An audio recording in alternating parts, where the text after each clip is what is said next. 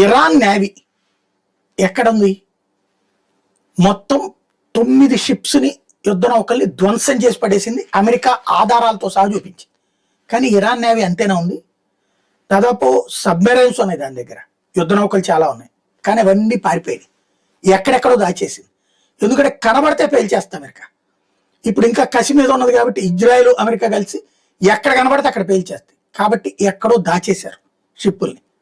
అవి ఇప్పుడు ఎతికి పట్టుకునే పనిలో వీళ్ళు ఉన్నారు, అమెరికా వాళ్ళు. ప్రపంచ దేశాలందరినీ అడుగుతున్నారు. సబ్మెరైన్స్ ఎక్కడ దాచారో తెలియదు, ఎక్కడ దాస్తారు, సముద్రం అడుగుని దాస్తారు, అది ఏ ప్లేస్ అనేది తెలియదు.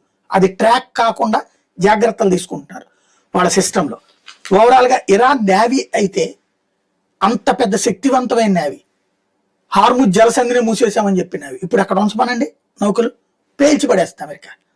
ఓన్లీ టెక్నికల్ పాయింట్ ఆఫ్ వ్యూలో మాత్రం ఇరాన్ నేవీ చేస్తున్న పని అవతల వాటిని హ్యాకింగ్ చేసి టెక్నాలజీని పనిజరగకుండా చేసేసి 70 షిప్స్ దాకా అక్కడ అట్టిపెట్టింది. ఏది వాణిజ్య నౌకలు ముందుకు పోనీ. బట్ రాబోయే రోజుల్లో ఏం జరుగుతుందో చూడాలి.